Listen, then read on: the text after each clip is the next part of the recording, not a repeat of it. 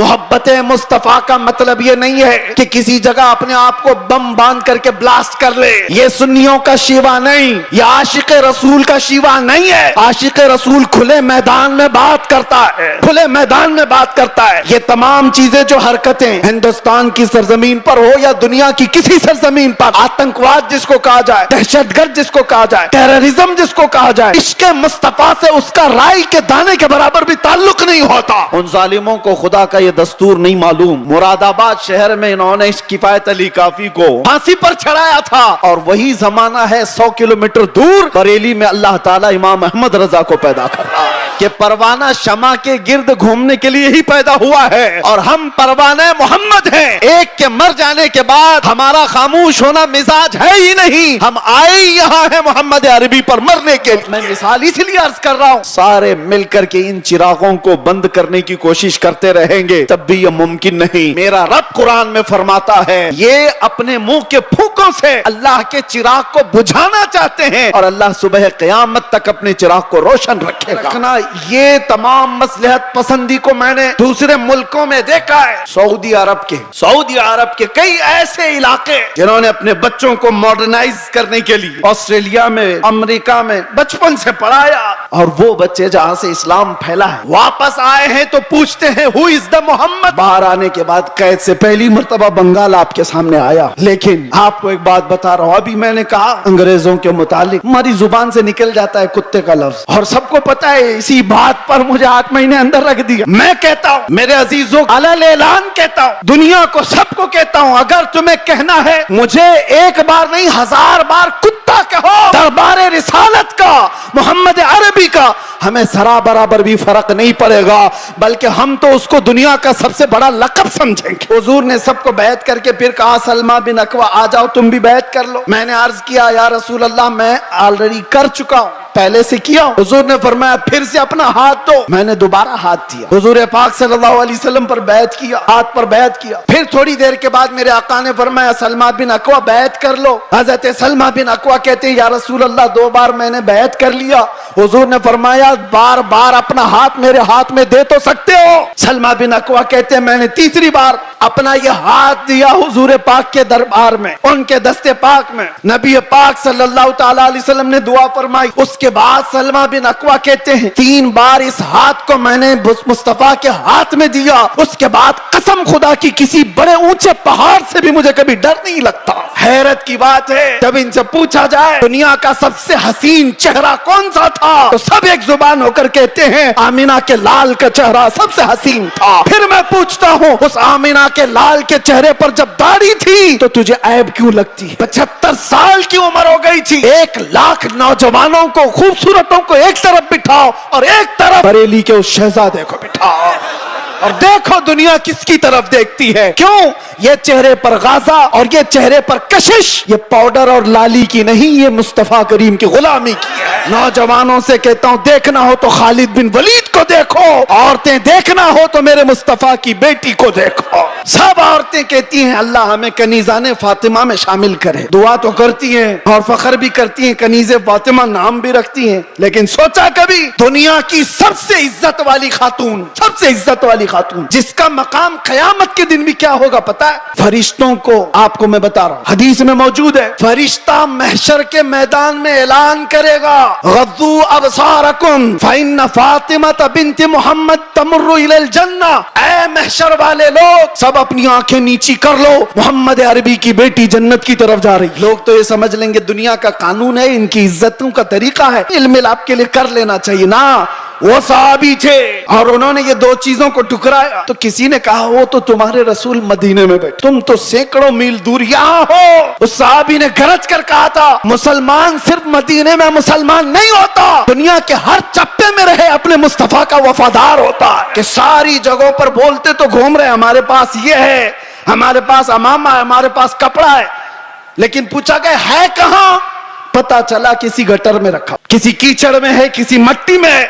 है कहीं पड़ा हुआ है, बस जुबानों पर है कि हमारे पास है। बिला तशबीह बिला तमसील दीने मुस्तफा के साथ हमने यही किया हुआ है। फख्र तो करते हैं कि हम मुसलमान हैं, इस्लाम हमारे पास है। कहां है वो इस्लाम? ना औरतों पे नजर आ रहा है, ना बच्चियों पे नजर आ रहा है, ना शादियों में नजर आ रहा है। वो इस्लाम है का जुबानों पर। वफादारी इसको नहीं कहते। वफादारी ये है कि तुम्हारे जिस्म पर इस्लाम नजर आए, तुम्हारे अमल में इस्लाम नजर आए, तुम्हारे अखलाक में इस्लाम नजर आए, तुम्हारे बोल चाल में, तुम्हारे तरीके कार में इस्लाम नजर आए। मस्जिदों में क्यों नहीं नजर आता? फजर में क्यों गायब हो सारे के सारे? इस्लाम कहां है? तबलीगी जमात को तो इजराइल में भी एंट्री है, उनके लिए कोई खतरा नहीं, कुछ नहीं। हाँ, हुजूर पाक की मोहब्बत में सीरियस कोई नजर आता है तो दुनिया उसको कहती है डेंजरस पर्सन, डेंजरस, बहुत ज्यादा खतरनाक। हुजूर से मोहब्बत करने वाले पर ये दुनिया के सारे सोशल साइट्स, फेसबुक, इंस्टा, ये सब बैंड लगा देते हैं। ये सारी वीडियोस नहीं आना चाहिए इसकी। हुजूर की मोहब्बत की बात करता है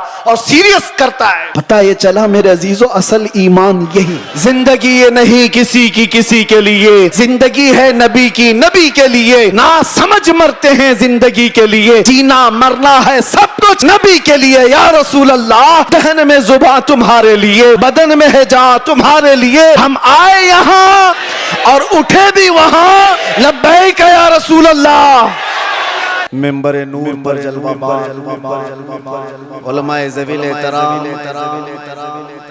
मशाइख सादात, हाज़रीन अहले सुन्नत व जमात व ख़ाहरान मिल्लत इस्लामिया, अस्सलामु अलैकुम व रहमतुल्लाहि व बरकातुहू। अल्हम्दुलिल्लाह, अल्हम्दुलिल्लाहिल हन्नानिल मन्नान, अल्लज़ी ख़लक़ल इंसान व अल्लमहुल बयान। वस्सलातु वस्सलामु अला रसूलिही सय्यिदिल इंसी वल जान व अला आलिही व अस्हाबिही ज़विल खैरि वल इहसान, अम्मा बअद। फ़अऊज़ु बिल्लाहि मिनश शैतानिर रजीम, बिस्मिल्लाहिर रहमानिर रहीम। अन्नबिय्यु औला बिल मुअमिनीन मिन अनफुसिहिम, सदक़ल्लाहु मौलानल अज़ीम। बारगाह रिसालत मुआब सल्लल्लाहु तआला अलैहि वसल्लम में एक बार दुरूद पाक का हदिया पेश करें। अल्लाहुम्मा सल्लि अला सय्यिदिना मुहम्मदिन मअदनिल जूदि वल करम व आलिहि व अस्हाबिहिल किराम व इब्निहिल करीम व बारिक व सल्लिम सलातन दाइमतन सरमदन अबदा। फिर के गली गली तबाह, ठोकरें सबकी खाई क्यों? दिल को जो अक्ल दे खुदा, तेरी गली से जाए क्यों? बुलहवस सुन, सीमो ज़र की बंदगी अच्छी नहीं। बुलहवस सुन, सीमो ज़र की बंदगी अच्छी नहीं। उनके दर की भीख अच्छी, सरवरी अच्छी नहीं। उनके दर की भीख अच्छी, सरवरी अच्छी नहीं। आज मुलतवी किया गया जलसा दोबारा इस मैदान में इनेकाद पजीर है। गालिबन आप हजरात को ये मालूम होगा 19 तारीख को ही हमें यहाँ आना था। बहुत सारे लोगों ने अफवाहें भी फैला दी होंगी कि ये तारीख देते हैं और आते नहीं हैं। इसीलिए बेचारे जो एयरपोर्ट पर हमें लेने आए थे वो जब तक देखे नहीं उन्हें यकीन भी नहीं था। कभी कभार ऐसे हालात पेश आ जाते हैं, इंसानी तकाज़ा है, बशरियत का तकाज़ा है। और मैंने पांसकुरा वालों से कहा था ज़िंदगी बाकी रही तो मैं ख़ुद अपने तमाम तर मसरूफियात ख़त्म करके चल कर यहाँ ज़रूर आऊँगा इंशाअल्लाह। और इन लोगों की मोहब्बत मुझे पता है। छोटी जगह से लेकर आज एक बड़े मैदान में आप तब्दील होकर नज़र आ रहे हैं। लेकिन मुझे बताओ, एक जलसा कैंसिल हुआ था इससे कबल, कैंसिल तो नहीं, मैं नहीं आ पाया था, लेकिन दोबारा सिर्फ तकरीबन 20 दिनों के बाद वापस यहाँ पर रखा गया है। क्या इसमें किसी चीज़ की कोई कमी आपको महसूस हो रही है? नहीं होगी और इंशाअल्लाह नहीं होगी। बल्कि मैं तो ये समझता हूं कि रोज़ भी हम मेरे मुस्तफ़ा की बात करें तो कोई कमी नहीं आएगी। ये दीवानों का हुजूम पैसों के लिए थोड़ी ना आता है। वो नेताओं का जलसा नहीं है, ये 500 के नोटों पर जमा कर लिया जाए। ये वो मजमा है जो रात के 12 बजे भी अपनी गर्दनें हुजूर के लिए देने को तैयार है।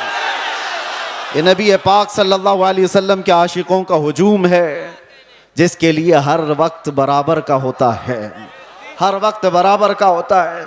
लोग मुझसे अक्सर ये कहा करते हैं कि रात के 12 बज गए पब्लिक ख़त्म हो जाएगी, 2 बज गए पब्लिक ख़त्म हो जाएगी, लेकिन हमने देखा जिस वक्त जाते हैं सब भरा मजमा इसी तरह है। मेरे अजीज़ों, ये मुझे नहीं, ये मेरे मुस्तफ़ा को सुनने के लिए आते हैं। ये नबी पाक सल्लल्लाहु तआला अलैहि वसल्लम की मोहब्बत की बरकत है। और अल्लाह तबारक व तआला जब चाहता है हुजूम के दिलों को एक तरफ मुतवज्जे फरमाता है, रब तबारक व तआला की नेमतों में से है। और एक बात मैं आपको बता दूं, बहुत देर से आपके इस मिंबर पर बैठे थे तो हम देख रहे हैं कुछ चीज़ें हमें नज़र आई, उस पर मैं आपको अर्ज़ करता हूँ। लोग ये कहते हैं कि इतनी सारी चीज़ें आपने देखी, मुसीबतें, फिर भी उसी तरह से बोलते हो, फिर वही अंदाज के साथ चलते हो। डरना तो चाहिए कि हालात कैसे हैं, सारे हालात को देखो और फिर डर करके आप अपने एतबार से मसलहत का रास्ता इख्तियार करो। मेरे अजीजों, मसलहत और हिकमत किसको कहते हैं? अगर नबी पाक सल्लल्लाहु तआला अलैहि वसल्लम की इज्जत पर बात करने को, खामोशी इख्तियार करने को मसलहत और हिकमत कहते हैं, तो ऐसी मसलहतों को हम लात मारते हैं। यही मसलहत नहीं है, इसको बुज़दिली कहा जाता है, मुदाहनत कहा जाता है, नफ्स परस्ती कहा जाता है। और अगर दुनिया इसको जुर्म कहती है तो ये जुर्म हम हर बार करेंगे, 100 बार करेंगे। अपने मुस्तफ़ा करीम सल्लल्लाहु तआला अलैहि वसल्लम से मोहब्बत का इजहार जुर्म अगर किसी को लगता है तो ये जुर्म तो हम शौक से करेंगे। ये किसी को लगता हो तो, वैसे तो हकीकत में जुर्म है। लेकिन दुनिया ने आज देखा है कुछ वो लोग भी हैं जिनको आज ऐसे कीड़े काटे हुए हैं कि हम अपने नबी से मोहब्बत का इजहार करें तो भी जुर्म लगता है। अगर उनको ये जुर्म ना लगता तो आई लव मोहम्मद कहने पर किसी को केस नहीं करते। जुर्म तुम्हें लगता है, तुमने तो शायद 4-5 लोगों को ये कहते हुए सुना होगा, बंद कर दिया होगा, मजमे में आओ, हर बच्चा यही कह रहा होगा, बल्कि मौत तक तो हम यही कहते रहेंगे, यह हमारा ईमान है। मैं जो बात कह रहा था वो ये कि ये सारे हालात हो जाने के बाद भी मुसलमान फिर उसी अंदाज से क्यों चलता है? हुजूर पाक सल्लल्लाहु तआला अलैहि वसल्लम की मोहब्बत की बातें उसी अंदाज से क्यों करता रहता है? इसके सामने किसी को मार दिया जाता है, देख के सहमता क्यों नहीं? किसी की मॉब लिंचिंग हो जाती है, उसके बाद डरता क्यों नहीं? ये डराने वाला सिलसिला 1400 साल से देखते आ रहे हैं। कई चंगेज आए, कई हलाकू आए और हमारे पूरे मोहल्ले खाक में बदल दिए गए, खून से तितर बितर हो गए। लेकिन जोश जो रूहानी है वो उसी अंदाज से बाकी रहा। उसकी वजह क्या है जानते हो? वही मैं कहने जा रहा हूं। हम यहां बैठे हुए थे, छोटे छोटे पतंगे आ रहे हैं और गिर रहे हैं। किसके पास आते हैं ये छोटे छोटे कीड़े लाइट के अतराफ जो घूमते रहते हैं, इनको क्या कहते हैं आपको पता है? इनको परवाना कहते हैं। इनको परवाना कहते हैं। ये लाइट के इर्द गिर्द आते हैं, घूमते हैं, अपनी जान दे देते हैं। जबकि इन कीड़ों को, इन पतंगों को मालूम है कि अंजाम क्या है। अपने भाई को मरता हुआ भी देखते हैं। कितने कीड़े तो इनके पहले मर चुके होते, फिर भी ये घूम रहे होते हैं। वजह यह है कि परवाना शमा के गिर्द घूमने के लिए ही पैदा हुआ है और हम परवाना मोहम्मद हैं। एक के मर जाने के बाद हमारा खामोश होना मिजाज है ही नहीं। हम आए यहां हैं मोहम्मद अरबी पर मरने के लिए। इसीलिए तो हमारे बुजुर्गों ने हमें यह सिखाया है, या रसूल अल्लाह तू शम्मे रिसालत है, आलम तेरा परवाना, तू माह नबूवत है, ए जलवे जाना ना। पीते हैं तेरे दर का, खाते हैं तेरे दर का, दाना पानी है तेरा पानी, दाना है तेरा दाना। ये एक जान क्या है अगर हो करोड़ों, तेरे नाम पे सबको वारा करूं मैं, करूं तेरे नाम पे जा फिदा। न बस एक जा दो जहां फिदा, अरे 2 जहां से भी नहीं जी भरा, करूं क्या करोड़ों जहां नहीं। लिहाजा ये चीज खत्म होने वाली नहीं है। इसीलिए शायर ने बहुत पहले ये कहा था कि लोगों ने ये दुनिया में देखा है, सबसे अजीम हस्ती मेरे मुस्तफा करीम सल्लल्लाहु अलैहि वसल्लम के खानदान की, खानदाने मुस्तफा का चश्मो चिराग जो करबला में प्यासा शहीद किया गया, बच्चों समेत कत्ल कर दिया गया। उस हुसैन आजम का उस वक्त जो मकाम था, उनके मकाम को कोई नहीं पहुंच सकता था। उस अजीम हस्ती को शहीद करके क्या इस दीन के धारे को रोक दिया गया? क्या दीन इस्लाम का धारा रुक गया, खत्म हो गया? नहीं हुआ। उसके बाद बहुत सारी अजीम हस्तियां आईं जो राहे खुदा में शहीद होती चली गईं। हिंदुस्तान की सरजमीन भी इससे लाल हुई है। यहां उस किफायत अली काफी की आवाज गूंजती रहेगी और हर आने वाला आलिम तुम्हें सुनाता रहेगा 3000 कुत्तों ने एक आलिम दीन को गिरफ्तार किया था। अंग्रेजों की बात कर रहा हूं, फिर यहां पर आकर के फिर मुझे ले जाएं कहीं कुत्ता इनको कह दिया। जो जिसको समझे, जो जिसको समझे। अंग्रेजों को तो कह सकते हैं ना, जिसके अंदर मेरे अजीजों ये बुज़दिली की कैफियत थी और किफायत अली काफी को गिरफ्तार करके सूली पर चढ़ाया गया था। जुर्म क्या था? इश्क मुस्तफा में बोलता था, मोहम्मद अरबी सल्लल्लाहु अलैहि वसल्लम का दीवाना बनाता था लोगों को, और किसी तरह की फसाद, किसी तरह के फितने और फसाद को अपनी जमीन पर बर्दाश्त नहीं कर पाया तो सूली पर चढ़ा दिया गया एक आलिम दीन को। और आम आलिम दीन नहीं, जिसकी इज्जत, जिसका एहतराम इमाम अहले सुन्नत फाजिल बरेलवी किया करते हो। लेकिन मेरे अजीजों, फांसी पर अंग्रेज चढ़ा रहे थे, मजमा देख रहा था, तब भी किफायत अली काफी के पेशानियों पर कोई शिकन नहीं, कोई फिक्र नहीं, ना जिस्म के अंदर कोई कपकपी, खौफ और हिरास, बल्कि फंदे पर चढ़ने से पहले यूं कहा था, कोई गुल बाकी रहेगा न चमन रह जाएगा, पर रसूलुल्लाह का दीने हसन रह जाएगा। सब फना हो जाएंगे काफी वो, लेकिन हश्र तक नाम हजरत का जुबानों पर चलन रह जाएगा। क्या किया? अंग्रेजों ने 8 दिन तक जश्न मनाया था। किफायत अली काफी को हमने फांसी पर चढ़ा दिया। फांसी पर चढ़ाने से पहले 8 दिन तक किफायत अली काफी के जिस्म पर गरम इस्त्री फेरते थे, और जब जख्म होता था तो उस पर नमक छिड़कते थे। उस आलिम दीन को उन्होंने बहुत आजमाइशों में मुब्तला किया, लेकिन वो टस से मस नहीं हुआ। शहीद होने के बाद 8 दिन तक तो जश्न मनाते रहे, ये सोचते हुए कि अब जगाने वाला खत्म हो गया, एक ऐसा जो बोलने वाला था बंद हो गया। उन जालिमों को खुदा का ये दस्तूर नहीं मालूम, मुरादाबाद शहर में इन्होंने इस किफायत अली काफी को फांसी पर चढ़ाया था, और वही जमाना है 100 किलोमीटर दूर बरेली में अल्लाह ताला इमाम अहमद रजा को पैदा कर रहा है। और वो इमाम अहमद रजा जब जवानी में तशरीफ लाए तो फिर पूरी कौम की गुत्थियों में इश्क मुस्तफा पिला दिया। हर जगह से आवाज आने लगी, हर जगह से आवाज आने लगी, सबसे आला वो औला हमारा नबी, सबसे बाला वो बाला हमारा नबी। बच्चे बच्चे की जुबानों पर इश्क मुस्तफा सल्लल्लाहु ताला अलैहि वसल्लम की सदाएं गूंजने लगी। मैं मिसाल इसलिए अर्ज कर रहा हूं, सारे मिलकर के इन चिरागों को बंद करने की कोशिश करते रहेंगे तब भी यह मुमकिन नहीं। मेरा रब कुरान में फरमाता है, ये अपने मुंह के फूकों से अल्लाह के चिराग को बुझाना चाहते हैं, और अल्लाह सुबह क़यामत तक अपने चिराग को रोशन रखेगा। एक तुम बंद करोगे, रब ताला दूसरा पैदा फरमाएगा, दूसरा पैदा होगा। इसलिए हमें अपनी फिक्र नहीं है, हमने जो जीना था वो जी लिया है।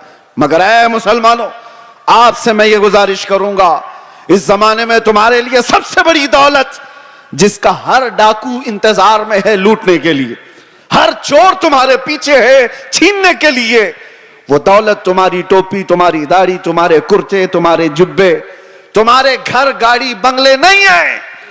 आला हजरत को सुनो, कहते हैं आंख से काजल साफ चुरा ले, यहां वो चोर भला के हैं, तेरी गठरी ताकी है और तूने नींद निकाली है। कौन सी चीज है जिसके सब चोर दुश्मन अतराफ में हैं? कौन सी चीज छीनना चाहते हैं? 100 साल पहले इकबाल ने भी इसका इशारा करके कहा था। अंग्रेज ये कहते थे, ये फाका कश मौत से डरता नहीं जरा। सबको पता है ये मौत से डरने वाली कौम है ही नहीं। हमारे कंधे पर कफन हुआ करता है। डर उसको हो जिसे लगे कि मौत के बाद अंधेरा अंधेरा अंधेरा। डर उस कौम को क्या लगे इधर आंखें बंद हो उधर मुस्तफा का दीदार हो, उसे डर नहीं। दुनिया ये जानती है। तो अंग्रेज क्या कहते थे, ये फाका कश, भूखा रहता है, प्यासा रहता है, मौत से डरता नहीं जरा। कौन सी चीज है इसको जो निडर बनाई हुई है? कौन सी चीज है जो इसको बेखौफ बनाई हुई है? इकबाल कहते हैं, रूहे मोहम्मदी इसके बदन से निकाल दो। वही कहता था अंग्रेज, रूहे मोहम्मदी इसके बदन से निकाल दो। और आला हजरत भी वही कहते हैं, आंख से काजल साफ चुरा ले। आंख से काजल चुराने का मतलब क्या है? अरे ये डब्बी वाला काजल नहीं, एक मोमिन की आंख का काजल इश्क मुस्तफा हुआ करता है। मोहब्बत मुस्तफा अगर तुम्हारे पास है तो तुम्हारी आंखों का काजल है वो। और इसी के चोर अतराफ में घूम रहे हैं, इसी के चोर, इसी के डाकू। अब तो जमाना ऐसा आएगा कि लोग मुदाहनत पसंद ऐसे होंगे। मियां क्या जरूरत है ऐसी बातें करने की, क्या जरूरत है? याद रखना, ये तमाम मसलहत पसंदी को मैंने दूसरे मुल्कों में देखा है। सऊदी अरब के कई ऐसे इलाके जिन्होंने अपने बच्चों को मॉडर्नाइज करने के लिए ऑस्ट्रेलिया में, अमेरिका में बचपन से पढ़ाया। और वो बच्चे जहां से इस्लाम फैला है वापस आए हैं तो पूछते हैं, who is the Mohammad? Mohammad किसका नाम है, कौन है? मुआज़ अल्लाह रब्बिल आलमीन। अगर इसी अंदाज से जिंदगी जीने का सलीका रहा तो बच्चे यही सब चीजें सवाल करेंगे। इसीलिए मेरे मुस्तफा करीम सल्लल्लाहु अलैहि वसल्लम ने फरमाया था, अल्लिमू औलादकुम सलास खिसालिन, अपनी औलाद को 3 चीजों सिखा करके जाना। हुब्ब नबीकुम, सबसे पहली चीज अपने नबी की मोहब्बत सिखाओ। और दूसरे नंबर पर मेरे आका फरमाते हैं, वह हुब्ब अहली बैतिही, हुजूर के अहले बैत की मोहब्बत सिखाओ। वह तिलावत अल कुरानिल करीम, तीसरी चीज ये कि हर बच्चे को कुरान की तिलावत सिखा के जाओ। एक बाप की तरफ से अपने बच्चे को दिया गए ये 3 चीजें दुनिया की सबसे बड़ी नेमत है, सबसे बड़ा तोहफा है, सबसे बड़ा हदिया है। इसीलिए मेरे अजीजों, बार बार हम हर स्टेज से ये अलल ऐलान तुम्हें पुकार पुकार कर कहते हैं, हुजूर पाक सल्लल्लाहु तआला अलैहि वसल्लम के नाम पर कोई समझौता ना करो, कोई मसलहत पसंदी ना करो, कोई दबाव, कोई समझौता नहीं। जो जान मांगो तो जान दे दें, जो माल मांगो तो माल दे दें, मगर ये हमसे कभी ना होगा नबी का जाहो जलाल दे दें। जब तक ये सिफत तुम्हारे अंदर बाकी रहेगी, इंशाअल्लाह कोई कौम तुमको सफ़े हस्ती से मुकम्मल मिटा ना सकेगी, नहीं होगा। लेकिन एक बात और समझ के चलो, इकबाल की ये बात बहुत पक्की है। अगर इस रिश्ते से तुम दूर होते चले गए, जो मदीने से तार हमारे जुड़े हुए हैं, इससे दूर होते चले गए, होगा क्या? उनके जो हम गुलाम थे, खल्क के पेशवा रहे। हुजूर के जब हम गुलाम थे, पूरी मखलूक के आका हम कहलाते थे। उनके जो हम गुलाम थे, खल्क के पेशवा रहे, उनसे फिरे जहां फिरा, फिर आई कमी वखार में। जैसी ही हुजूर से चेहरा फेर लिया, दुनिया ने हमसे चेहरा फेर लिया, इज्जतों में कमी आई है। आपको क्या लगता है ये इज्जतें आज हमें जो इस मिंबर पर बैठने की मिली है, या हमारी पगड़ियों से मिली है, या हमारे जुब्बों की वजह से मिली है? इससे बेहतरीन लोग भी पहनते होंगे। हमें जो इज्जतें मिली हैं इन पगड़ियों से नहीं, वो नाम मुस्तफा की बरकत है। आबरूए मां जनाम मुस्तफास्त, इकबाल ने कहा था, हम सब की इज्जत और आबरू हुजूर के नाम से वाबस्ता है। और अगर हुजूर पाक सल्लल्लाहु तआला अलैहि वसल्लम की इज्जत ही ना रही तो हम अपनी इज्जत का क्या करेंगे? हमारी कोई अपनी इज्जत नहीं। हमें दुनिया हुजूर पाक सल्लल्लाहु तआला अलैहि वसल्लम के गुलाम की हैसियत सी पहचान थी, और इस पहचान को जिंदा रखना यह हमारा फरीजा है। इस पहचान को बाकी रखने में हम हर कसर पूरी करें। इसीलिए मैंने कहा था अभी चंद दिनों कबल, आपके सामने दोहराता हूं, चंद दिनों पहले, वो तो मैं बाहर आने के बाद कैद से पहली मर्तबा बंगाल आपके सामने आया हूं, लेकिन आपको एक बात बता रहा हूं। अभी मैंने कहा अंग्रेजों के मुतालिक हमारी जुबान से निकल जाता है कुत्ते का लफ्ज, निकल जाता है, और सबको पता है। इसी बात पर मुझे 8 महीने अंदर रख दिया।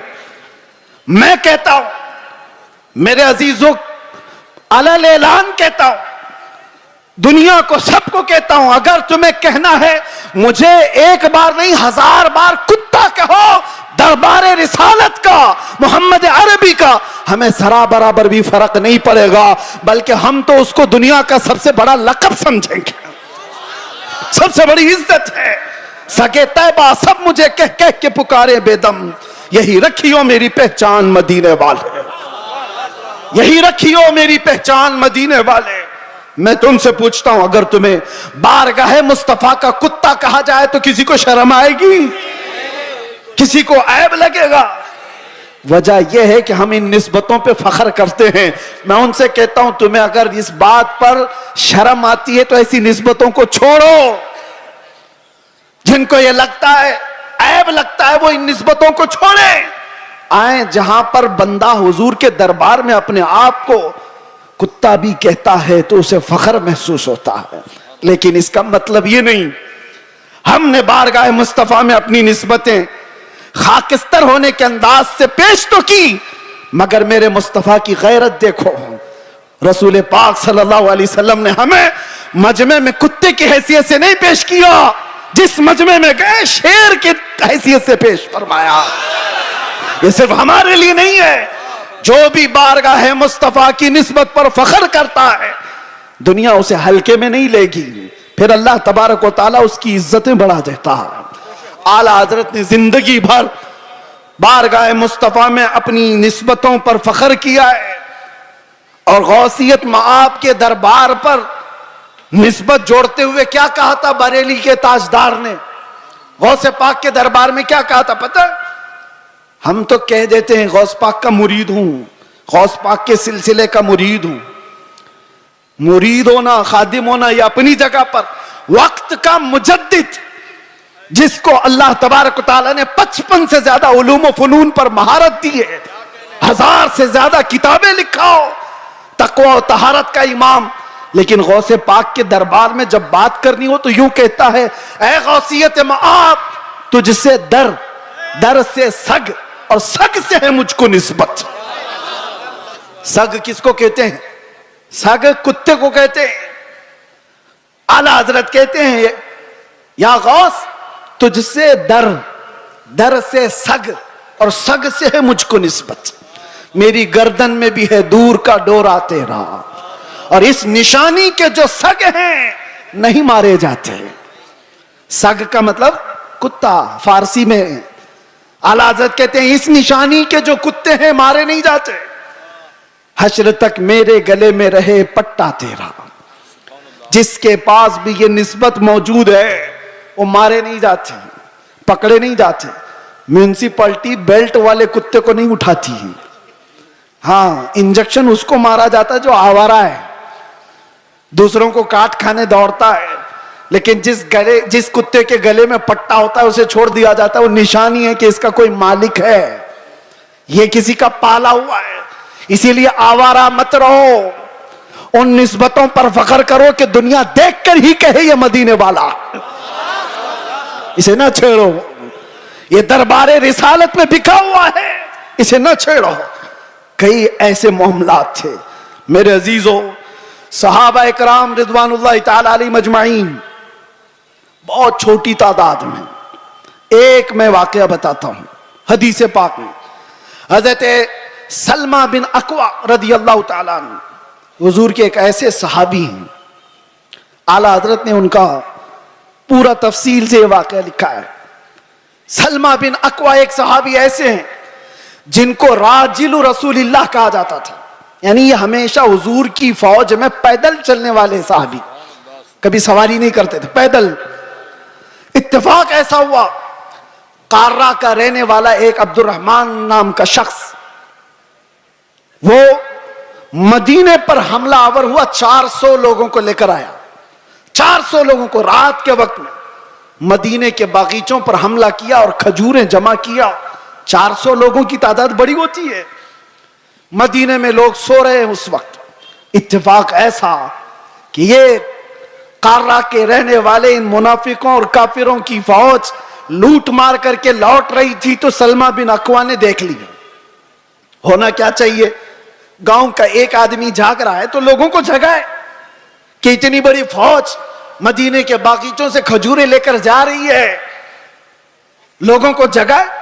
सलमा बिन अकवा ने किसी को जगाया नहीं, तन्हाई 400 के पीछे दौड़ पड़े, सबके पीछे दौड़ पड़े। और हैरत की बात है कि 400 दौड़ भी रहे हैं, एक नबी पाक के गुलाम से डर करके दौड़ भी रहे।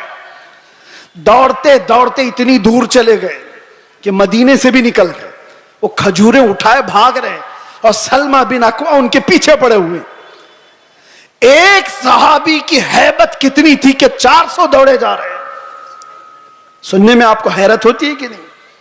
400 दौड़े दौड़े चले तो गए, एक मकाम ऐसा आया कि सब इधर उधर हो गए, 10 इधर, 15 इधर, 20 इधर, लेकिन सलमा बिन अकवा किसी का पीछा नहीं छोड़ रहे।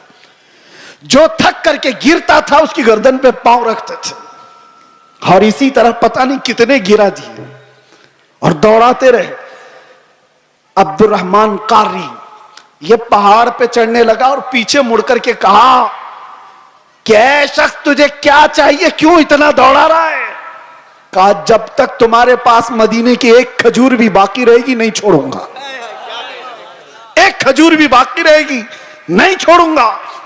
क्या हिम्मत है, क्या हैबत है। और वो सामने वाले बात भी कर रहे हैं। एक बात याद रखना, ये सारा पावर काजू बादाम का नहीं है, निस्बत मुस्तफा का है। हुजूर पाक का गुलाम है, हावी है। 400 के 400 खड़े इधर उधर बिखर गए। अब्दुर्रहमान कार्रा का रहने वाला जो शख्स था, उसने लोगों से कहा कि जिसके जिसके कंधे पर जितनी खजूरें वो फेंक दो, ये ऐसा खूनखार लग रहा है कि हम में से किसी एक को भी छोड़ेगा नहीं। छोड़ दो खजूरें, जान बचाओ और निकलो। लोगों ने खजूरें फेंकी, सब कुछ फेंका, और बगैर किसी एक भी खजूर के वो लोग वापस लौट गए, सब चले गए। ये सलमा बिन अकवा सारी खजूरें जमा कर रहे हैं, और उठाने जितनी उतनी, इतना ज्यादा वजन है कि एक आदमी उठा ना सके। खींचते हुए मदीने की तरफ लेकर के आ रहे हैं।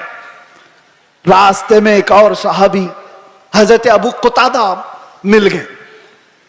पूछा कि किधर से आ रहे हो सलमा बिन अकवा? कहा, ऐसा ऐसा हाल हो गया था रात को, और मैं उनका पीछा किया और सबकी खजूरें वापस लेकर के आ रहा हूं। वो मुस्कुराए, अरे बोलना तो चाहिए था, और भी तो लोग आते तुम्हारे साथ।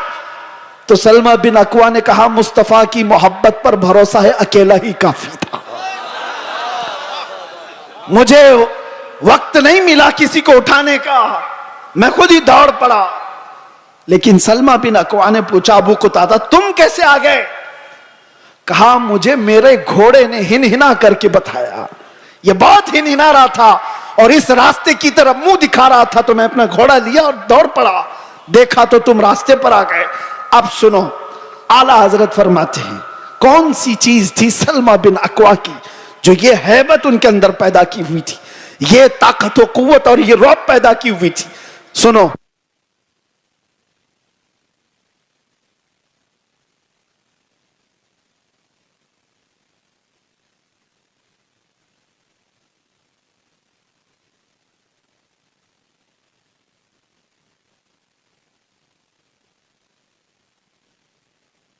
सिर्फ आई लव मोहम्मद नहीं, मोहम्मद सल्लल्लाहु ताला अलैहि वसल्लम का नाम कभी भी सैयदुना के बगैर नहीं कहा जाएगा। वो हमारे आका हैं, आम इंसान नहीं। हमेशा से याद रखो, आई लव सैयदुना मोहम्मद सल्लल्लाहु ताला अलैहि वसल्लम। मैं जो बात कर रहा था सलमा बिन अकवा की, आला हजरत लिखते हैं वजह क्या थी, ये हैबत, ये ताकत, ये रौब। एक तन्हा इंसान 400 पर भारी कैसे हुआ? सलमा बिन अकवा कहते हैं बात ये थी कि एक बार नबी पाक सल्लल्लाहु ताला अलैहि वसल्लम ने सबको बैत करने के लिए बुलाया। लोगों को हुजूर बैत कर रहे थे। हुजूर सल्लल्लाहु ताला अलैहि वसल्लम से हजरत सलमा बिन अकवा ऑलरेडी पहले से बैत किए हुए थे। हुजूर ने सबको बैत करके फिर कहा सलमा बिन अकवा आ जाओ तुम भी बैत कर लो। मैंने अर्ज किया या रसूल अल्लाह मैं ऑलरेडी कर चुका हूं, पहले से किया हूं। हुजूर ने फरमाया फिर से अपना हाथ दो। मैंने दोबारा हाथ दिया। हुजूर पाक सल्लल्लाहु अलैहि वसल्लम पर बैत किया, हाथ पर बैत किया। फिर थोड़ी देर के बाद मेरे आका ने फरमाया सलमा बिन अकवा बैत कर लो। हजरत सलमा बिन अकवा कहते हैं या रसूल अल्लाह 2 बार मैंने बैत कर लिया। हुजूर ने फरमाया बार बार अपना हाथ मेरे हाथ में दे तो सकते हो। सलमा बिन अकवा कहते हैं मैंने तीसरी बार अपना यह हाथ दिया हुजूर पाक के दरबार में, उनके दस्ते पाक में। नबी पाक सल्लल्लाहु ताला अलैहि वसल्लम ने दुआ फरमाई। उसके बाद सलमा बिन अकवा कहते हैं 3 बार इस हाथ को मैंने मुस्तफा के हाथ में दिया। उसके बाद कसम खुदा की किसी बड़े ऊंचे पहाड़ से भी मुझे कभी डर नहीं लगता, कोई सामने आए कभी खौफ नहीं होता। यह निस्बत मुस्तफा है जो इंसान को मुमताज करती है। आज मेरे अजीजों तुम्हारा नाम बारगाह मुस्तफा से जुड़ा हुआ है, इसलिए शर्म करो और हया पैदा करो। कभी तुम शराब के अड्डों पर नजर ना आओ, कभी तुम्हारे हाथों में ताश के पत्ते नजर ना आए, कभी तुम्हारी आंखों में बेहयाई ना नाचे, किसी अजनबी औरत पर तुम्हारी बेहया आंखें ना जाएं, इसलिए कि तुम्हारा नाम मेरे मुस्तफा के नाम से जुड़ा हुआ है। इन निस्बतों का जब तक एहतराम करते रहोगे पावर और ताकत वैसी बाकी रहेगी।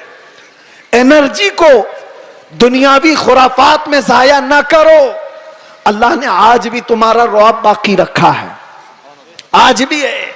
हमने खुद महसूस किया है, हमने देखा है। आपको खुद को अंदाजा नहीं लेकिन दुनिया को अंदाजा है। अल्लाह तबारक व तआला मोहब्बत मुस्तफा के सदके ये इज्जत और यह हैबत, ये ताकत, ये रौब अता करता है। लेकिन अगर तुम ये सोचोगे कि इज्जत हम किसी और जरिए से ढूंढेंगे, हमने देखा है लखनऊ में आज से 2-3 साल पहले एक कुत्ता आया था जो अपना नाम भी बदल लिया था, याद होगा। बहुत टीवी पर बिठा दिया जाता था, धर्म भी बदल लिया, नाम भी बदल लिया। हाँ, और सोचने लगा कि इस्लाम ऐसा है वैसा है, बहुत कुछ फैलाया। 6 महीने के बाद रो रो करके लोगों से गिड़गिड़ाने भी लगा कि मुझे बचा लो, मेरी जान पे खतरा है। मैं नाम या जिक्र नहीं करता इसलिए कि स्टेज ना पाक ना हो।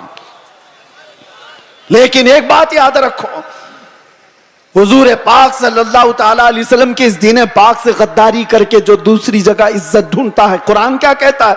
वमन यब्तगी गैरल इस्लामी दीनन फलन युक़बल मिन्ह। अल्लाह ताला ने कुरान में फरमाया। और यही बात मैं आपसे कहता हूं। आला हजरत क्या कहते हैं सुनो।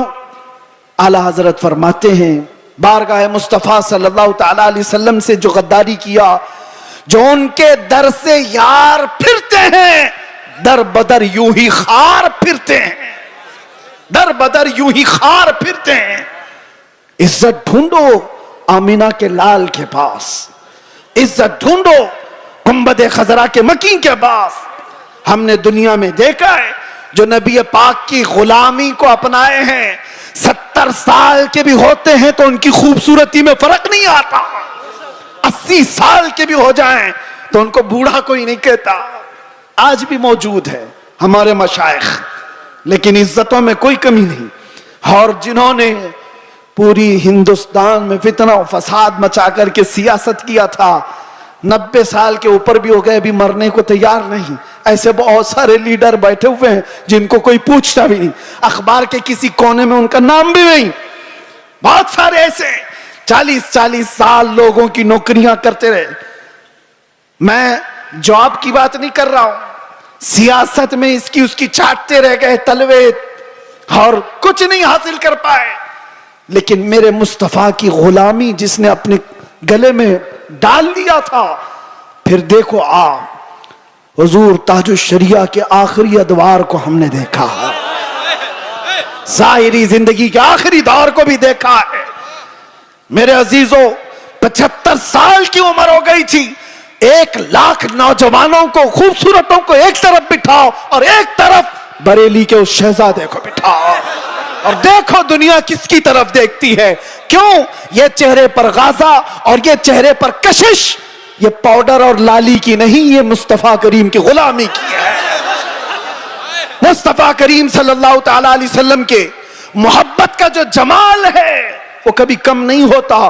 बचपन में हम सुनते आते थे, मोहम्मद के गुलामों में बुढ़ापा आ नहीं सकता। इसीलिए इज्जत इधर उधर क्यों ढूंढते हो, क्यों जाते हो? उन नौजवानों पर मुझे बड़ा तरस आता है जो कहते हैं दुनिया पता नहीं क्या कहेगी। 5 ग्राम की टोपी उनको भारी लगती है, 5 किलो की फटी जीन्स पहन करके फैशन समझता है। दाढ़ी उसको बहुत भारी लगने लगती है, चुभती है, गड़ती है। रोज उसको निकाल करके गटर नाली में फेंक देता है। और दाढ़ी भी बेचारी इतनी जिद्दी है, रोज आकर के उसको बताती है तू मर्द है। वो निकाल करके कहता है नहीं हूं मैं। वो भाग रहा है। कैसी हैरत की बात है, तुम जिद पे अड़े हो कि नहीं हूं मैं, और वो भी जिद पे अड़ी है, रोज आके बताती है कि तू मर्द है। बेचारा आखिरी दम तक मानने को तैयार नहीं। और हैरत की बात है, जब इनसे पूछा जाए दुनिया का सबसे हसीन चेहरा कौन सा था, तो सब एक जुबान होकर कहते हैं आमिना के लाल का चेहरा सबसे हसीन था। फिर मैं पूछता हूं, उस आमिना के लाल के चेहरे पर जब दाढ़ी थी तो तुझे ऐब क्यों लगती है, तुझे बुरी क्यों लगती है? दुनिया का सबसे ज्यादा हसीन चेहरा मेरे मुस्तफा का था, और वो दाढ़ी वाला था।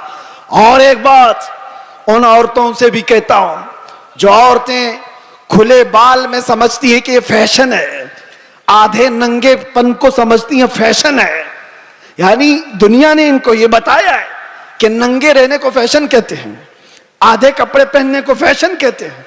अगर आधे कपड़े पहनना फैशन है तो तुमसे ज्यादा फैशनेबल तो भैंस है जो पूरी नंगी रहती है, वो कभी कोई कपड़ा नहीं पहनती। वो जानवर तो तुमसे ज्यादा फैशनेबल है, पूरे ओपन है। जानवरों की तरह दुनिया तुम्हें बनाना चाहती है और तुम समझ रहे हो फैशन है। फैशन वो नहीं। नौजवानों से कहता हूं, देखना हो तो खालिद बिन वलीद को देखो, औरतें देखना हो तो मेरे मुस्तफा की बेटी को देखो। सब औरतें कहती हैं अल्लाह हमें कनीज़ाने फातिमा में शामिल करे। दुआ तो करती हैं और फख्र भी करती हैं, कनीज़े फातिमा नाम भी रखती हैं। लेकिन सोचा कभी दुनिया की सबसे इज्जत वाली खातून,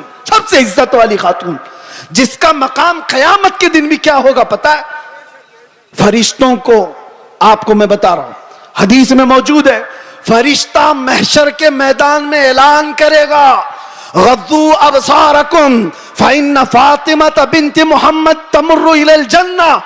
ऐ महशर वाले लोग, सब अपनी आंखें नीची कर लो, मोहम्मद अरबी की बेटी जन्नत की तरफ जा रही है। कयामत के दिन ऐलान हो रहा होगा। इज्जत का वो मकाम मैदान महशर में जिसकी इज्जत का ऐलान हो रहा होगा। लेकिन मैं खवातीन से कहता हूं, दुनिया की सबसे इज्जत वाली खातून के सर पर हमेशा दुपट्टा रहा, और तुम समझती हो इज्जत खुले बन में है, फैशन करने में।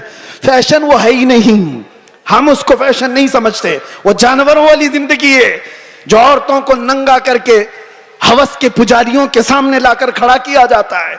औरत को इन लोगों ने तमाशा बनाया हुआ है, औरत को दुनिया ने आज आलयकार बनाया हुआ है, अपनी हवस का निशाना है। क्यों? क्या इज्जत वाले लोग अपनी बेटियों को इस तरह से रखना चाहते हैं? वो दूसरों की बेटियों को नंगा देखना चाहते हैं, अपनी बीवी को और अपनी बेटी को नहीं, दूसरों की बेटियों को नंगा देखना चाहती है दुनिया। इसलिए मेरे अजीजों, दुनिया के प्रोपेगंडे पर न जाओ, इज्जत तुम्हें मेरे मुस्तफा के कदमों में मिलेगी। और सहाबा कराम ने यह नुक्ता महसूस किया था, इसलिए कभी उन्होंने दुनिया क्या कर रही है, दुनिया कैसे चल रही है, उसकी तरफ देखा ही नहीं। वो पैबंद लगे कपड़ों में भी जाते थे तो बादशाह भी खड़े हो जाया करते थे, वो बगैर चप्पल के भी जाते थे तो पूरे इलाके फतह करके लौटते थे। उन्होंने कभी उन तमाम चीजों में इज्जतें नहीं ढूंढी।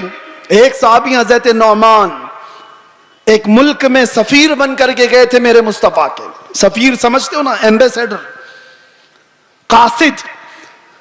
और जब हुजूर पाक के सफीर बन करके ये सहाबी गए तो जिस मुल्क के बादशाह के पास ये जा रहे थे उस बादशाह ने बहुत सुन रखा था, चर्चा सुन लिया था अरब के इनकलाब का, मेरे मुस्तफा सल्लल्लाहु अलैहि वसल्लम के दीवानों के हुजूम का। तो उसने क्या किया, इंतजामात किया, तैयारियां की, कालीन बिछाया, रेड कारपेट आज भी किसी के लिए बिछाया जाता है, रेशम का कालीन बिछाया, सोने से कलाई की हुई कुर्सी लगा दिया कि मोहम्मद अरबी का सफीर आ रहा है। बादशाह खुद मुसलमान नहीं था लेकिन इज्जत कर रहा था। हजरत नौमान जिस वक्त वहां पहुंचते हैं, देखा उनका इंतजाम ये रेशम के कालीन से है। आपने ठोकर मार करके रेशम के कालीन को अलग कर दिया, जमीन पर चलने लगे। बादशाह भी देख रहा था। और जब कुर्सी पर बैठने का वक्त आया, सोने से कलाई की हुई कुर्सी है, आपने कहा इसको हटाओ, आम सी कुर्सी लाओ, उस पर मैं बैठूंगा। बादशाह ने देखा और कहा कि ये लोग इतना घमंड करते, इतना एटीट्यूड है इनको, हमारी चीजें इस्तेमाल नहीं करेंगे। हजरत नौमान ने बताया, ना घमंड ना तकब्बुर, यह हमारा गुरूर नहीं है। मैंने इसलिए ये दोनों चीजें इस्तेमाल नहीं की कि मेरे मुस्तफा की शरीयत में रेशम का इस्तेमाल मर्द के लिए हराम है और सोने का इस्तेमाल भी मर्द के लिए हराम है। मैं इसको इस्तेमाल नहीं करूं। लोग तो ये समझ लेंगे दुनिया का कानून है, इनकी इज्जतों का तरीका है, मिल मिल आपके लिए कर लेना चाहिए ना। वो सहाबी थे और उन्होंने ये दो चीजों को ठुकराया। तो किसी ने कहा वो तो तुम्हारे रसूल मदीने में बैठे, तुम तो सैकड़ों मील दूर यहां हो। उस सहाबी ने गरज कर कहा था, मुसलमान सिर्फ मदीने में मुसलमान नहीं होता, दुनिया के हर चप्पे में रहे अपने मुस्तफा का वफादार होता है।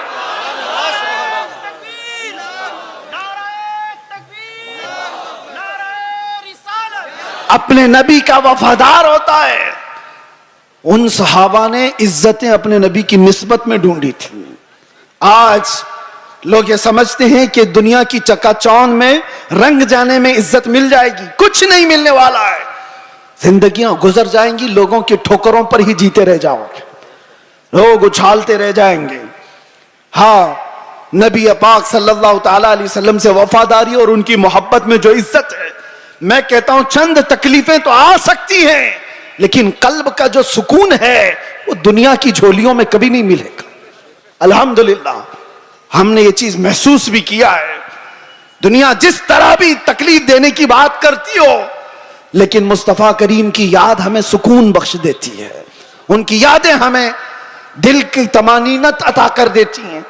आ जाओ ऐ मेरे सुन्नी मुसलमानों, आला हजरत की उस बात पर हम जमा हो जाते हैं जिसमें उन्होंने कहा था, आज ले उनकी पनाह, आज मदद मांग उनसे, कल न मानेंगे कयामत में अगर मान गया, उन्हें जाना उन्हें माना, न रखा गैर से काम, लिल्लाहिल हम्द मैं दुनिया से मुसलमान गया। सारे टेंशन, सारे डिप्रेशन का एक ही इलाज, किसको किसको राजी करोगे, एक को राजी करोगे दूसरा नाराज। दुनिया यही है, इसीलिए आओ, सबको राजी कर भी ना पाओगे, जिंदगियां खत्म हो जाएंगी। इसीलिए आला हजरत कहते हैं सारे टेंशन, सारे डिप्रेशन का एक ही इलाज है, उन्हें जाना उन्हें माना, ना रखा गैर से काम, लिल्लाहिल हम्द मैं दुनिया से मुसलमान गया। अपने आप को बारगाह मुस्तफा के हवाले करो। बमुस्तफा बरसा खैश के दी हम उस्त, गर्ब उन रसीदी तमाम बुल हबीस। ये इकबाल कहता है अपने आप को नबी के कदमों तक पहुंचा दे, इसी का नाम दीन है। और अगर तू वहां तक नहीं पहुंचा तो जिंदगी अबू लहब की तरह है, जिंदगी अबू लहब की तरह है। ऐ नौजवानों, नबी पाक सल्लल्लाहु ताला अलैहि वसल्लम से वफादारी का मतलब क्या है? वफादारी किसको कहते हैं? अभी मैं कहूंगा तो नारे जोर से लगाओगे, ये वफादारी है। और फिर एक डंडा पड़े तो सारे भाग जाएं, ये वफादारी है।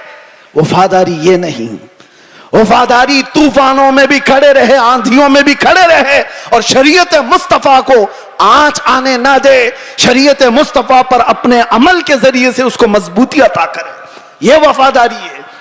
मिसाल के तौर पर मैं अगर किसी को कोई चीज दे करके जाता हूं, एक कपड़ा ही सही, मोहब्बत का तकाजा तो यह है कि लोग उसको संभाल कर रखेंगे। सही बात है। मैं अगर अपना अमामा किसी को दे दूं, 4 लोगों को, और मैं कहूं कि इसको संभालो, तुम्हारी अगर मोहब्बत है तो इस चीज को संभाल कर रखोगे। लेकिन वक्त ऐसा आया कि सारी जगहों पर बोलते तो घूम रहे, हमारे पास ये है, हमारे पास अमामा है, हमारे पास कपड़ा है, लेकिन पूछा गया है कहां? पता चला किसी गटर में रखा हुआ है, किसी कीचड़ में है, किसी मट्टी में है, कहीं पड़ा हुआ है। बस जुबानों पर है कि हमारे पास है। बिला तशबीह बिला तमसील, दीने मुस्तफा के साथ हमने यही किया हुआ है। फख्र तो करते हैं कि हम मुसलमान हैं, इस्लाम हमारे पास है। कहां है वो इस्लाम? ना औरतों पे नजर आ रहा है, ना बच्चियों पे नजर आ रहा है, ना शादियों में नजर आ रहा है। वो इस्लाम है का जुबानों पर। वफादारी इसको नहीं कहते। वफादारी ये है कि तुम्हारे जिस्म पर इस्लाम नजर आए, तुम्हारे अमल में इस्लाम नजर आए, तुम्हारे अखलाक में इस्लाम नजर आए, तुम्हारे बोल चाल में, तुम्हारे तरीक़ेकार में इस्लाम नजर आए। मस्जिदों में क्यों नहीं नजर आता? फजर में क्यों गायब हो सारे के सारे? इस्लाम कहां है? मेरे अजीजों, नारा लगाना ये दुनिया का सबसे आसान काम है। ये शहादत कहे उल्फत में है कदम रखना, लोग आसान समझते हैं मुसलमान होना। और इसीलिए मेरे आका सल्लल्लाहु अलैहि वसल्लम ने एक सहाबी से फरमाया था, हम तो छोड़ो, हम तो बहुत निकम्मे लोग हैं, बहुत दूर के हैं। वो सहाबा थे जो दुनिया के सबसे अच्छे लोग थे। एक सहाबी ने आकर के हुजूर से इतना कहा था, वल्लाही इन्नी ला उहिब्बका या रसूल अल्लाह, कसम खुदा की है अल्लाह के रसूल, मैं आपसे बहुत मोहब्बत करता हूं। हुजूर ने क्या फरमाया जानते हो? उन्जुर मादा तकूल, सोच के बोल क्या कह रहा है। हम तो आसानी से कहते ना, या रसूल अल्लाह आपसे हम प्यार करते हैं, मोहब्बत करते। सहाबी ने जब ये कहा था, हुजूर फरमाते हैं सोच के बोल क्या कह रहा है। उन्होंने दूसरी बार कहा, कसम खुदा की या रसूल अल्लाह मैं बहुत मोहब्बत करता हूं। हुजूर ने फिर कहा, सोच समझ करके बोल। तीसरी बार उन्होंने कहा, कसम खुदा की या रसूल अल्लाह मैं आपसे मोहब्बत करता हूं। तब मेरे आका ने फरमाया, अगर तू अपनी बात में सच्चा है तो फिर इंतजार कर, मुसीबतें ऐसे आएंगी जैसे पहाड़ से पानी गिरता है, इतनी तेज आएंगी मुसीबतें, उसके लिए तैयार रह जा। तो ये सहाबी को हुजूर ने फरमाया है, जब हम बारगाह मुस्तफा में अपनी मोहब्बत का इजहार करते हैं तो दुनिया नोच खाने के लिए दौड़ती है। ये सारे जो मामलात हमारे साथ होते हैं यूं ही नहीं होते। मसलहत की बातें करो, कोई हमसे नहीं पूछेगा। आप ये वलवला अंगेज बातें, जज्बात की बातें ना करो, कोई नहीं पूछेगा। तबलीगी जमात को तो इजराइल में भी एंट्री है, उनके लिए कोई खतरा नहीं, कुछ नहीं। हाँ, हुजूर पाक की मोहब्बत में सीरियस कोई नजर आता है तो दुनिया उसको कहती है डेंजरस पर्सन, डेंजरस, बहुत ज्यादा खतरनाक। हुजूर से मोहब्बत करने वाले पर ये दुनिया के सारे सोशल साइट्स, फेसबुक, इंस्टा, ये सब बैन लगा देते हैं। ये सारी वीडियोस नहीं आना चाहिए इसकी। हुजूर की मोहब्बत की बात करता है और सीरियस करता है। पता ये चला मेरे अजीजों, असल ईमान यही है जिससे दुनिया को खौफ है। लेकिन आपको मैं ये कहता हूं, नबी पाक सल्लल्लाहु ताला अलैहि वसल्लम की इस मोहब्बत का इजहार करने के बाद आप पर चाहे जितनी भी मुसीबतें आए, जमे रहोगे, डटे रहोगे, तो रब फरमाता है ततनज़्ज़लु अलैहिमुल मलाइका, तुम पर अल्लाह के फरिश्ते उतारे जाएंगे। वो ये कहते हुए आएंगे, ला तखाफू वला तहज़नू, घबराओ मत, डरो मत, अनकरीब अल्लाह ने जिस जन्नत का वादा किया है वो जन्नत तुम्हारे इंतजार में, डरो मत, घबराओ मत। इसीलिए मेरा आखिरी ये मैसेज है सबको कि मुस्तफा करीम सल्लल्लाहु ताला अलैहि वसल्लम के दरबार में अपने आप को सुपुर्द करने का मतलब ये, उनकी शरीयत ताहरा को जिंदा रखो। हालात इतने पेचीदा होते चले जा रहे हैं, दुनिया की सबकी नजरें तुम्हारी तरफ है, तुम्हारे अखलाक की तरफ, तुम्हारे किरदार की तरफ। और याद रखना, मैं आज इजहार भी कर देता हूं, मोहब्बत मुस्तफा का मतलब यह नहीं है कि किसी जगह अपने आप को बम बांध करके ब्लास्ट कर ले। ये सुन्नियों का शिवा नहीं, ये आशिक रसूल का शिवा नहीं है।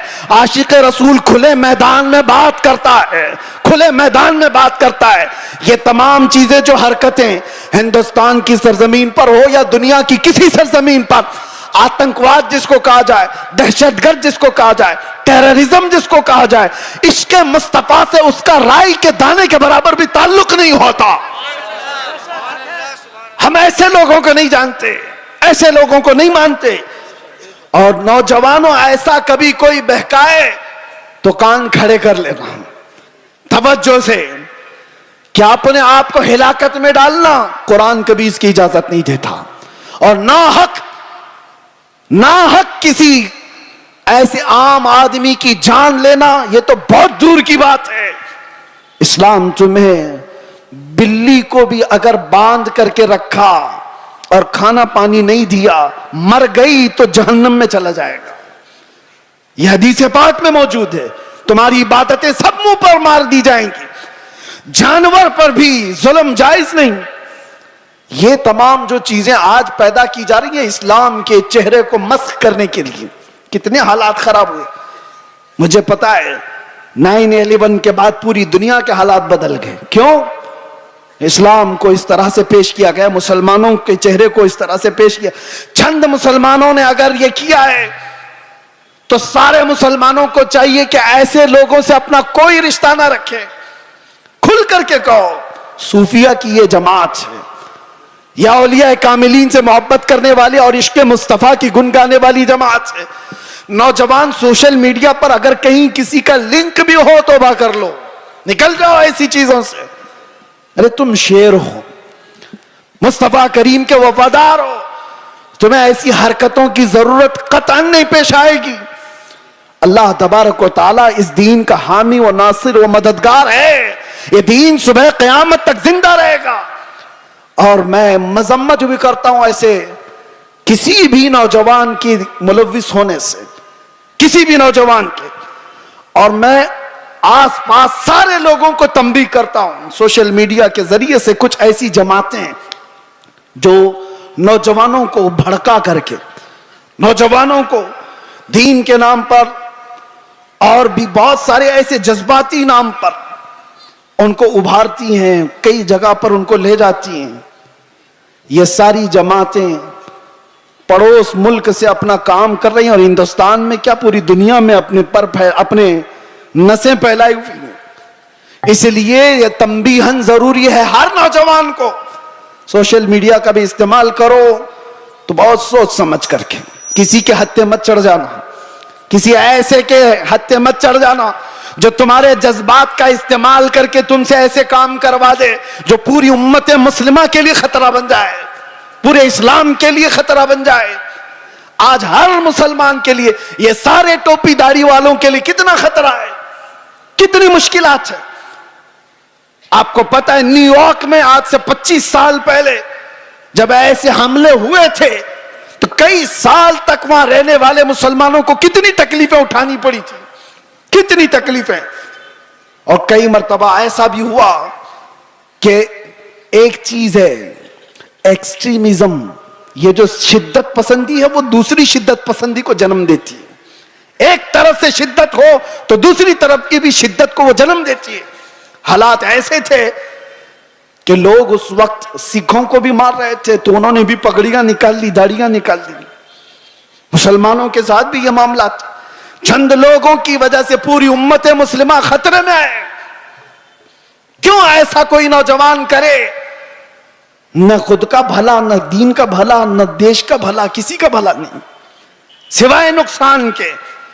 इसलिए नौजवानों, इन हालात में कभी भी अपने व्हाट्सएप का इस्तेमाल, अपने फेसबुक का इस्तेमाल, अपने इंस्टा का इस्तेमाल, ये सारे जाल हैं। तुम्हारे स्टेटस का इस्तेमाल कभी ऐसी चीजों में हरगिज ना करो। हाँ, रोज स्टेटस लगाओ आई लव मोहम्मद सल्लल्लाहु अलैहि वसल्लम, सैयदना मोहम्मद सल्लल्लाहु अलैहि वसल्लम, इसमें कोई दिक्कत नहीं है। अपने नबी पाक से इश्क का इजहार रोज सुबह शाम करो, इसमें कोई दिक्कत नहीं है। अपने दीन इस्लाम की अच्छी बातों को नशर इशात करो, ये बहुत खूब बात है। लेकिन कुछ ऐसी गतिविधियों के साथ तुम जुड़े रहोगे तो खुद को भी खतरे में डालोगे, खानदान को भी और कौम को भी, पूरी उम्मत को भी। और अल्लाह कुरान में फरमाता वला तुल्कू बिअयदीकुम इला तहलुका, अपने आप को हिलाकत में हरगिज मत डालना।